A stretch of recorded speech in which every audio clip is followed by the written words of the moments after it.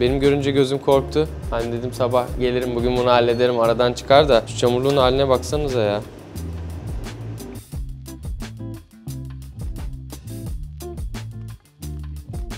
İkinci olarak en sık uyguladığım yöntemlerden birisi, onun yerine aynı parçadan bir tane yapıp kaynatmayı tercih ettim. Bunda da yüzeyi biraz daha toparlıyorum. En son tekrar İngiliz tekerine girmesi gerekecek tabii.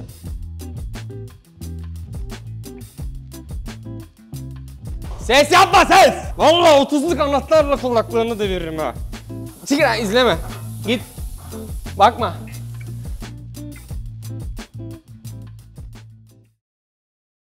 West Riders'tan selamlar. Bugün Blue Shine'ın ikinci bölümüyle karşınızdayız. Son bölümde motosikleti tamamen sökmüştük ve boyasını kazımıştık. Boyasını kazımamızın ardından ön çamurluğun zaten çok kötü bir halde olduğunu gördük ve depoda da birkaç yerinde göçükler vardı. Bugün bu parçaların kaporta işlerini işleyeceğiz. Bunların videolarını yaparken nelere dikkat ettiğimi, ne şekilde bu tamirleri yaptığımı size anlatacağım videolarla birlikte. Depo göçüklerinde birkaç farklı tamir yöntemi var aslında. İçeriden çeşitli aparatlarla göçüğü dışarıya doğru düzeltebilirsiniz. Bu bir seçenektir. Ben bu bölümde yine klasik hareketim oksijenle dışarıdan parçayı yumuşatıp içeriye de hava basıp şişirmeyi denedim.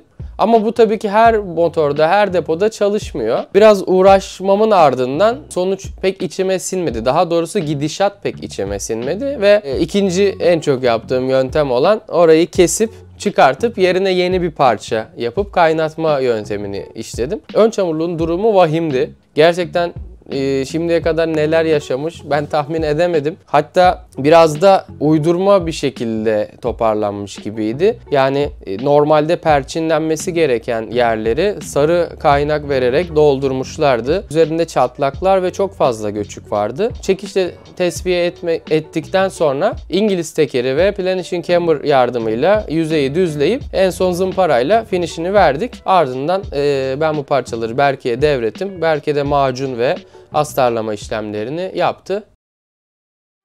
Şimdi boya bölümü öncesi biraz kaporta işleri var bu motorun. Hatta biraz değil, benim görünce gözüm korktu. Hani dedim sabah gelirim bugün bunu hallederim, aradan çıkar da şu çamurluğun haline baksanıza ya. Yani bunu artık mümkün olduğunca düzeltmeye çalışacağım. Buradan böyle çatlakları da var.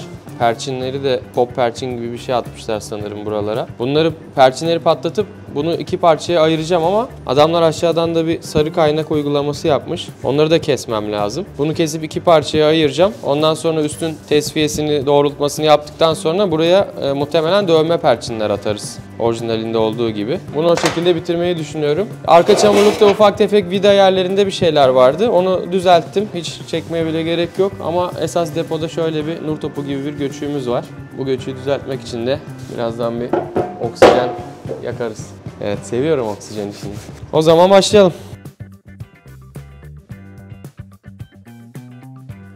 Tesviyeye önce, daha doğrusu tamire önce ön çamurlukla başladım. Burada ön çamurluğa müdahale edebilmem için normalde perçinleri patlatıp girmem lazım. Ama buna perçin atma zahmetinde bulunmamışlar kim yaptıysa. Sarı kaynakla belki o an yani bulamamıştır, elinde yoktur. Kaynatmış iki parçayı birbirine. Normalde bu parçaların kaynaklı olmaması gerekiyor. Tabii ki ön çamurluğun üst kısımlarına ulaşabilmem için bu parçayı ayırmam lazım.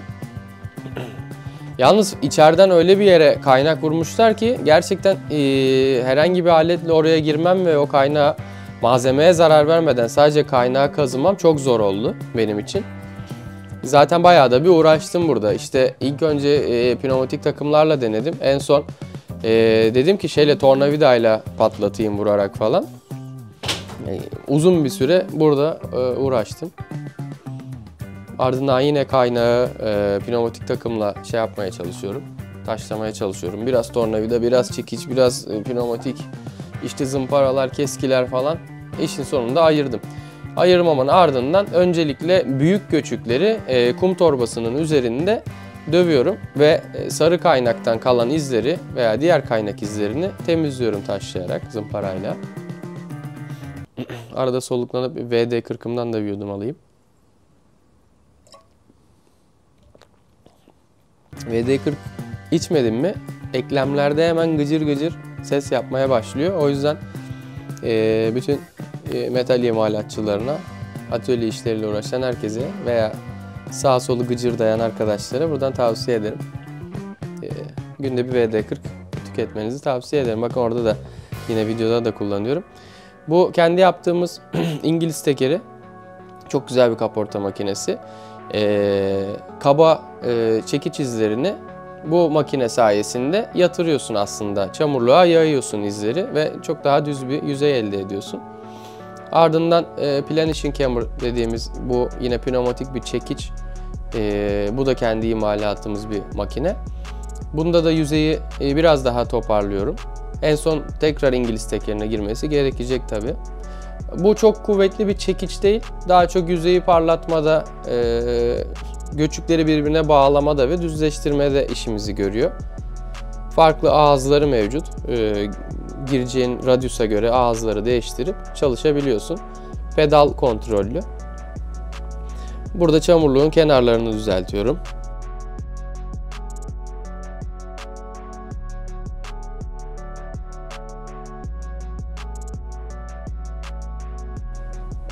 İngiliz tekerinde yine oradan kalan izleri tekrar alıyorum. Aslında bu kaporta işlerinde şöyle oluyor işleyiş.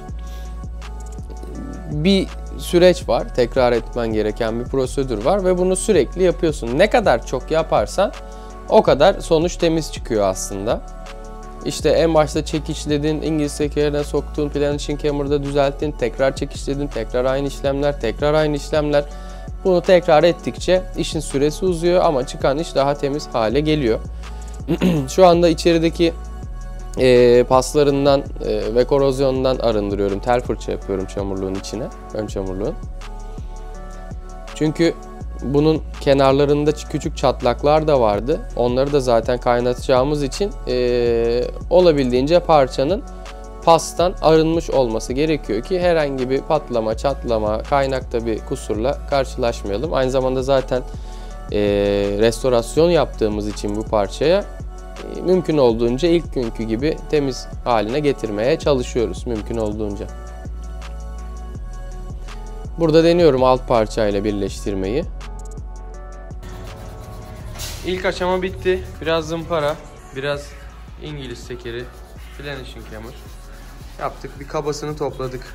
Şu anda bile ilk halinden daha iyi bir durumda gözüküyor. Yani normalde bu hale getirip ondan sonra sür boyacıya da diyebilirsin. En azından o daha mantıklı. Ne diyorsun? Hayır ya. Çok iş var birader, macun. Az macun. Her zaman az macun. Yani normalde böyle dönmüyor mu ama işte? He? Öyle döner. Bunda öyle de dönmemiş. Bunda direkt hiç kaportacıya gitmeden. Hiç gitmeden. Evet, şimdi burada da yine taşlama ucuyla orada kalan işte sarı kaynakların lekelerini taşlıyorum. O yüzeyi olabildiğince temizlemeye ve kaynağı hazırlamaya çalışıyorum. Tabii ki aynı işlemleri bağlantı parçası için de yapmam gerekiyor. Yine tel fırçada ara bağlantı parçasının yüzeyini temizleyip pastan, kirden arındırıyoruz. Kendinizi yaptığında okey dedim bence, olabilir, böyle sıkıntı yok yani. Bilmiyorum ki ne konuşuyorlar ki orada acaba. Daralsa, bir sınırı olsa inisiyatifinin. Tabii bu şey artık atölyenin her zamanki olan hallerini izliyoruz. Taktik göstermek istiyorum. Bu deliği tamamen kapatacağım. Kaynakla kapatmayı düşünüyorum burayı. Bir parça kesmeden. Normalde kesmek daha doğru olur. Burayı da yine kaynakla biraz doldurmayı düşünüyorum. Ama parça çok yıpranmış. Zaten daha önce içeriden de bayağı bir işlem görmüş. Kaynakla doldurulmuş falan. Çok da ince olduğunu tahmin ediyorum ki öyle, yani şuralardan çatlak yerlerinden falan bayağı ince malzeme. Buna normal bizim argon kaynağının tellerini versem bu sefer teli eritmek için yükseltmem gerekecek sıcaklığı. O da parçanın erimesini kolaylaştıracak. Böyle ince parçalarda ben kullanıyorum. Şöyle bir yöntem. Onu tavsiye edeceğim. Gazaltı kaynağının telini çıkarttım. Bu teli vereceğim. Bunu da düzleştirmek için şöyle mengeneye sıkıştırıyorum. Arkasını şarjlıya bağladım. Böyle döndürüyorum. Bu böyle dönünce normal argon teli gibi düzeliyor. Yırtılmış delikler vardı, yani bağlantı deliğini kaynatmışlar, oradan artık parça çok incelmiş, yırtılmış ve çatlamış. Öncelikle deliği tamamen doldurdum. Ardından en son yeniden delik açacağım çünkü. Şu anda burada tamamen dolduruyorum deliği. Ardından taşlayacağız tabii ki. Onu sanki hiç orada delik olmamış gibi bir hale getirip tekrar düzgün yeri işaretleyip deleceğim. Evet, burada tungsten uçları tamamını biledim, hazırladım. Olası bir yapışma durumunda falan direkt diğer bilenmiş tungsteni takıp devam ediyoruz. Ve deliği içeriden dışarıdan güzelce doldurdum. Daha doğrusu daha güzelce doldurmaya devam ediyorum.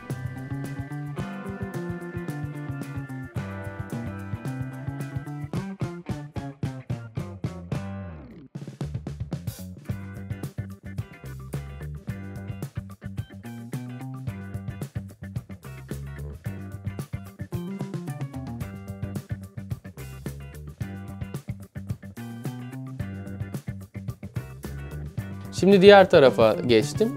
Diğer taraftaki deliği tamamen doldurmuyorum ama delik kenarlarında orada yırtılmalar var, bozulmalar vardı. Oraları dolduruyorum. Ardından tabii ki olmazsa olmaz taşlama işleri. Kaba taşlamayı direkt şeyle yaptım. Spiral aletini kullanarak yaptım. Ardından tabii ki daha ince zımparalarla devam edip yüzeyi mümkün olduğunca düzlüyoruz.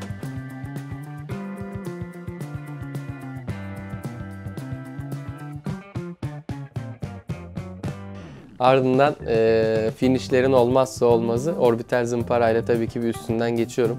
Hani bir görelim ne olmuş diye ve küçük göçükleri de dayama ve çekişle vurarak tek tek düzeltiyoruz. Şimdi bir kabaca boyadım, renklendirdim. Ardından düz bir takozla zımparalayacağım ki nerede göçük var, nerede yok biraz daha görebileyim diye. Zaten işte bu işlemleri yani tekrar yapa gerçekten kusursuz, mükemmel bir yüzeye ulaşabilirsiniz. Ama süreç olarak işte biraz uzun sürüyor öyle olduğu zaman. Ne kadar çok yaparsanız o kadar uzun sürer ama o kadar temiz yüzey elde edersiniz. Şimdi boyadıktan sonra zımparaya vurduğumuzda göçükler boyalı kalıyor. Tabii ki zımpara düz bir takozla yapıldığı için oraları alamıyor. Ardından o boyalı yerleri içeriden veya dışarıdan çekişleyip tekrar zımparalayarak düzeltiyoruz.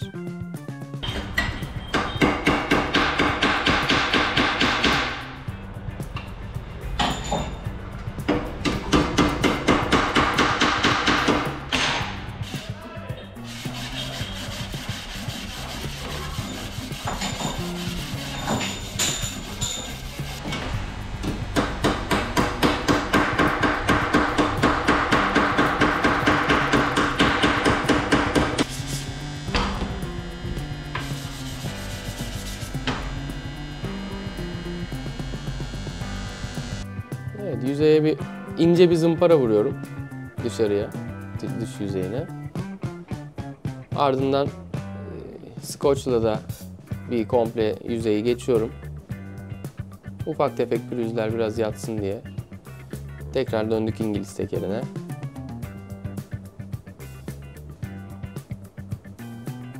Çok eğlenceli bir şey bu ya. Ama onu çok merak ediyorum ya. Vallahi çok güzel. Aha. Evet, burada komşumuz İsmail. İsmail'e buradan selamlar. Arkada bir şeyleri zımparalıyor. Tesviyemiz bitti. Son bir zımpara işlemiyle de bu parçayı bitiriyoruz. Tabii ki ilerleyen zamanlarda yani bir sonraki adımda bunun alt bağlantı braketiyle üst parçayı tekrar perçinleme, orijinal fabrika haline getirme işlemleri olacak. O noktadan sonra da boya için Berke'nin ellerinden öper.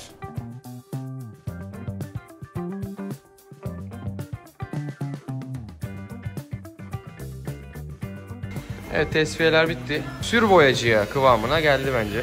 Buradaki çatlağı tamir ederken kaynakla deliği doldurmuştum. O delikleri açacağım. Bu taraftaki delikleri de düzelteceğim biraz daha. Ardından perçinlerini atıp bitireceğiz.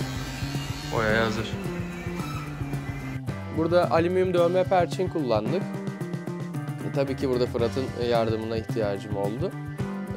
Aşağıya bir dayama yapıp bunun üst kendi perçin dayamasıyla tıklayarak yavaş yavaş iyice sımsıkı bir şekilde iki parçayı birbirine birleştirdik.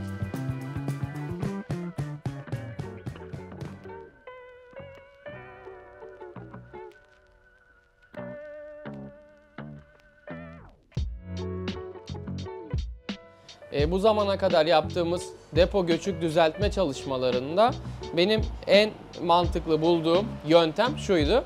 Göçük yeri oksijenle güzelce ısıtıp ergeği kıvama getirip metali. Ardından basınçlı hava basıyoruz içeriye ve orayı şişirerek doğrultuyoruz. Depoyu delmeden, bir şey yapmadan hani en böyle pratik çözümlerden bir tanesi bu. Benzin musluğunun girdiği yeri bir şekilde benim kapatmam lazım. Orası için de kapalı somun araştırmaya başladım. Somunun, civatanın ölçüsünü ve diş sayısına baktığımda 22'ye bir diş geliyor. Ama o dişte benim somun bulmam, özellikle de kapalı somun bulmam imkansız gibi duruyordu. Çünkü metrik 22 ince diş somunlarda da genelde kullanılanların arasında bir diş diye bir ölçü yok. Ardından bilgisayardan metrik 22'ye bir diş somunları araştırdım. Araştırırken şans eseri Honda'nın bir şeydi. AC 125 falan, Honda S125 gibi bir şeyin. Böyle bir şey metrik 22'ye bir diş. Aha aynen de bu. Bak mesela neyinmiş? Honda CRF XR50'de de varmış. Ondan sonra dedim ki dükkanda bizde böyle bir motor var mı? Böyle bir somun olabilir mi diye düşünürken bizim Yuki var. Bizim kendi hurdalarımızdan bir tanesi. Yani çok ilginç bir şey değil mi? Kubachita, CG, ne bileyim ben Yuki Apollo gibi motosikletlerin mesnet somununu, üst mesnet somununu alıyoruz ve gidiyoruz Harley'e takmaya. Ses yapma ses! Vallahi 30'luk anahtarla kulaklarını deviririm ha. Çık lan, izleme. Git. Bakma. Ne yapacaksın, hava basacaksın? Ya hadi hava basacağım. Hayır basmayacağım. Neyse. Burayı kapattım depo kapağıyla. Buradan şimdi şeyle hava basacağız. Lastik şişirme aparatıyla. Onun üzerinde zaten kaç bar basınç olduğunu da takip edebileceğiz. Ama bu altını nasıl kapatacağız? CG somununa bakalım. Ya bu internet var ya. Bu internet olmasa biz var ya hiçbir şeyiz hiç. Çok kısa bir araştırmayla aslında dükkanın içinde olan bir somunu bulmuş olduk. Şimdi bir tek bu deliği kapatması kaldı. Burayı da bir hortum, civata, 2 tane kelepçe kapatacağız. Sonra ısıtıp buradan da havamızı basarak depoyu tamir edeceğiz. Bakalım çalışacak mı? Depo göçüklerini öncelikle bu yöntemle tamir etmeyi tercih ediyorum. Çünkü bu bana daha kolay gelen bir yöntem, pratik bir yöntem. Hiçbir şey delmeden, kesmeden bitirebilirsen ne ala. İstediğim gibi yapamadım, istediğim sonucu alamadım. Evet, seviyorum o. İstediğim gibi yapamadım. Hani en böyle pratik çözümlerden bir tanesi bu.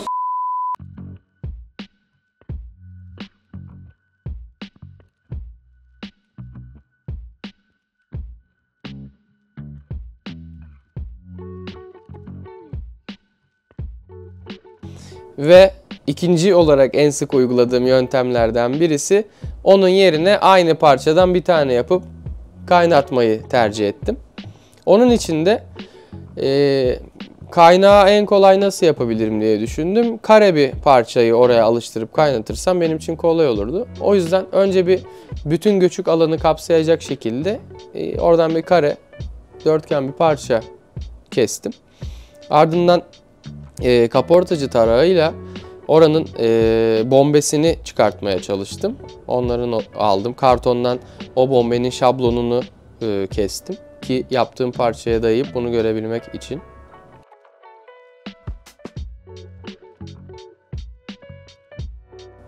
Bozuk yüzeyleri yeniden üretmek de bence çok keyifli bir iş aslında.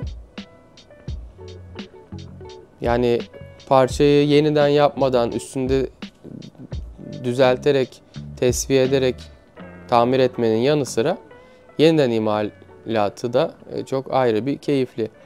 Burada şimdi kesimi yaptıktan sonra oraya bir kağıt yapıştırıp kabaca ölçülerini çıkartıyorum ve onu da aynı kalınlıktaki bir saç levhaya çiziyorum. Ardından o saç levhayı çeşitli kaporta aletleriyle şekillendiriyorum. Burada yapmaya çalıştığım şey aslında oradaki kestiğim parçadaki radyusların, kıvrımların mümkün olduğunca birebir aynısını yakalamak. Yani bu noktada ne kadar aynısını yakalarsanız iş tabii ki o kadar temiz çıkacak.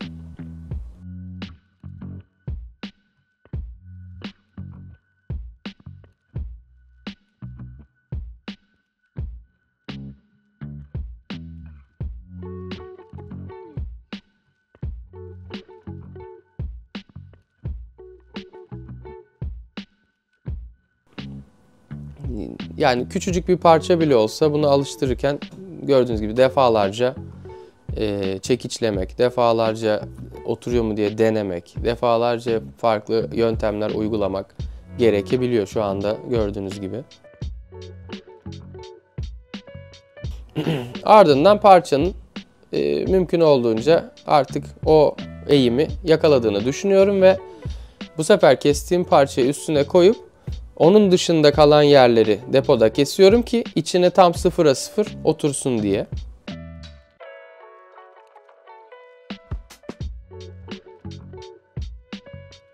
Tabii ki kenardaki çapakları eğelerle veya raspayla olabildiğince temizliyorum. Bu arada deponun arka tarafında da çok küçük bir ezik var. Hazır içini açmışken de orayı da oksijenle ısıtıp içeriden ufak ufak çekiçleyerek düzeltiyoruz. Burada da Fırat'ın yardımını alıyorum. Evet.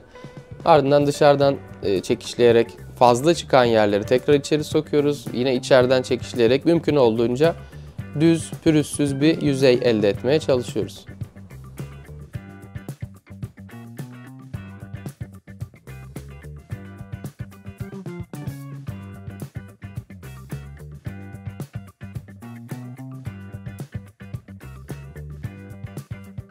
Arka kısmın tesviyesini yaptık Fırat'la beraber. Oksijenle bu kısımları hafif ısıtıp biraz da burayı ısıtıp içeriden mille döverek şöyle buradan oraya gittik. Mille hafif tıklayarak döverek burayı da düzelttik. Şimdi burayı kapatabiliriz. Artık içeriğiyle bir işimiz kalmadığına göre şimdi hazırladığım parçayı kaynatma aşamasına geçebilirim. Bunun için son tesviyeleri yapıyorum.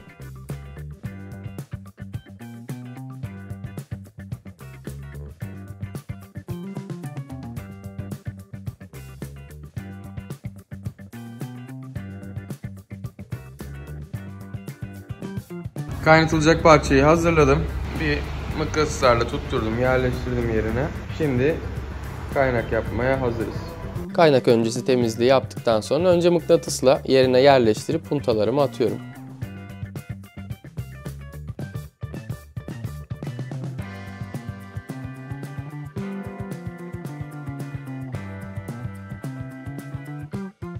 Biraz puntalayarak, biraz çekişleyerek, biraz da Fırat'ın yardımıyla yerleşimi yaptım. Sıkı geçme olan bazı yerler var. Oranın da uçlarını eğeyle veya küçük zımparalarla düzeltip iyice mümkün olduğunca sıfır yerleştirmeye çalışıyorum. Kaynağa geçmeden önce.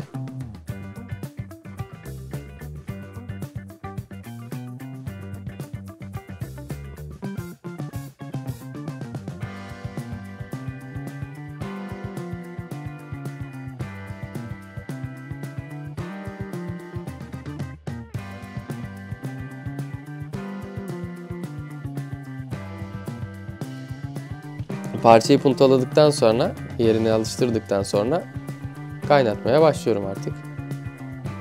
Tabii ki çok fazla punta atmaya özen gösterdim ki kaynak esnasında giren ısı dolayısıyla çarpılma olmasın, araları açılmasın diye.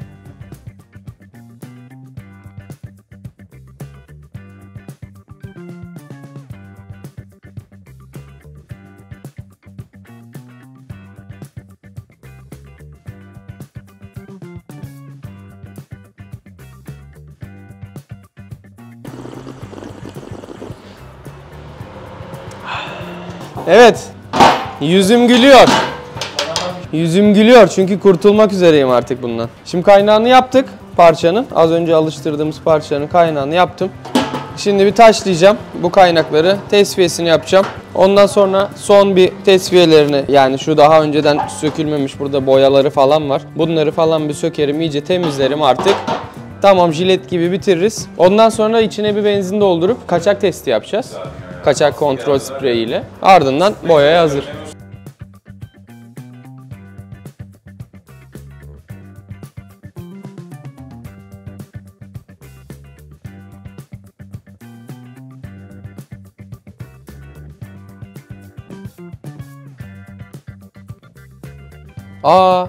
Arkada da şey var. Tolga var. O da yeni çıkarttığı tişörtlerin ürün çekimlerini yapıyordu o gün. Arkada. Onun da ürünlerini girip satın alabilirsiniz. Yani nerede satıyor şu anda bilmiyorum. Sitesinde mi satıyor, nereden satıyor da DM'den yazarsınız Tolga Özuygur'a. Kaynağı taşlama işlemine geçtik. Yine taşlamada aşama aşama gidiyorum. Önce kabasını kalın zımparalarla, ardından daha da ufala ufala daha ince zımparalarla devam ediyorum.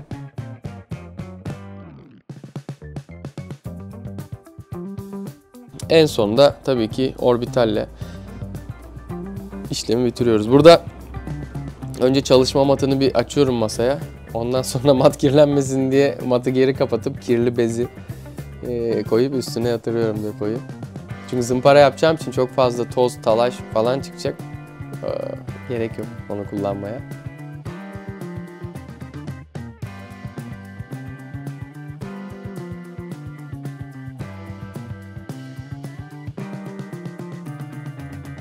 Ardından deponun tamamını güzelce zımparalıyoruz.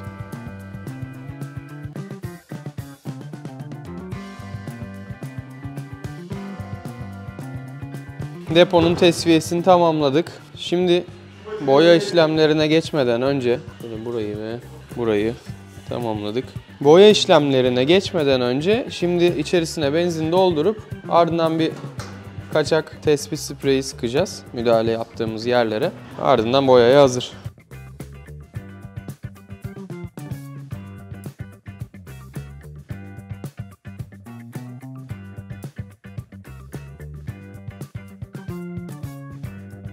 Şimdi deponun kaynak işleri, tesviye işleri bitti. Tabii ki kesip açıp kaynattığımız için ileride herhangi bir soruna sebep olmaması açısından herhangi bir benzin kaçağı veya boya bozulması yapmasın diye şimdi içini benzinle dolduruyorum. Ardından bir kaçak kontrol spreyiyle özellikle dikkat etmem gereken müdahale yaptığım yerleri boyayacağım. Ardından bunu bir gece benzinle bekleteceğiz. Herhangi bir kaçak var mı yok mu? O şekilde kontrolünü yapmış olacağız. Eğer kaçak yoksa depo boyamaya hazır demektir. Peki neden direkt benzin? Hani su mu niye koymuyorsun? Şimdi bu kaçak tespit spreyiyle kontrol etme olayını daha yeni Bunker Custom'dan öğrendim. Buradan onlara da çok selam göndermek istiyorum. Çok yardımcı oluyorlar her konuda, sağ olsunlar. O yüzden benzinle yapmamın sebebi de şu. Benzinin basınçla, zamanla buharlaşması ve gazı çok ince çatlaklardan bile sızıntı yapabiliyor, yaptırabiliyor. Yani bunu mesela şey de yapabilirsin. İçine su doldurup, içine hava basıp su dolu bir kovaya da sokup balon çıkıp çıkmadığına da bakabilirsin. İçine hava basıp köpükleyip kabartı yapıp yapmadığına da bakabilirsin. Birçok yöntemi var. Ama son zamanlarda bana en mantıklı gelen yöntem bu şekilde. İçini benzinle doldurup kaçak kontrol spreyiyle tespitini sağlamak çok daha hassas ve doğru sonuçlar veriyor. Şimdi onu yapıyoruz. Hadi bakalım. Ya şu benzinle dökerken çekmesek.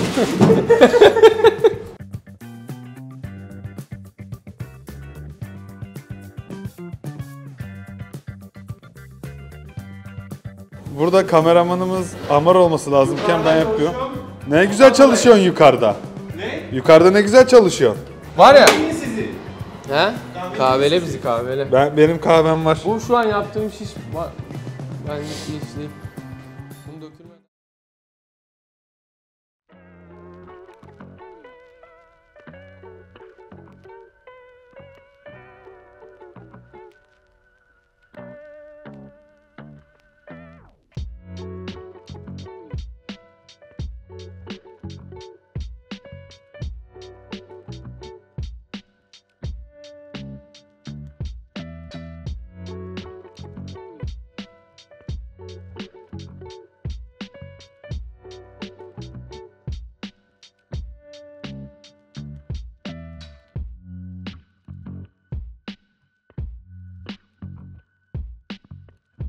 Blue Shine'ın kaporta işlerini bu şekilde hallettik. Bir sonraki bölümde kaldığımız yerden devam edeceğiz. Bizi izlemeyi, kanalımıza abone olmayı unutmayın. Instagram'dan da ayrıca takip edebilirsiniz. Bu arada internet sitemizin mağaza bölümü değil ama geri kalan her bölümü artık açılmış durumda. Ziyarete uygun. Girip yaptığımız projeleri inceleyebilirsiniz. Blog yazılarımızı okuyabilirsiniz. Çok yakın zamanda alışveriş bölümünü de açmayı düşünüyoruz. Bunun için her gün sıkı çalışmaya devam ediyoruz. Ayrıca satın almak istediğiniz ürünlerimiz veya herhangi bir yedek parça varsa yine Instagram direkt mesaj üzerinden bizimle iletişime geçebilirsiniz. Bir sonraki videoda görüşmek üzere.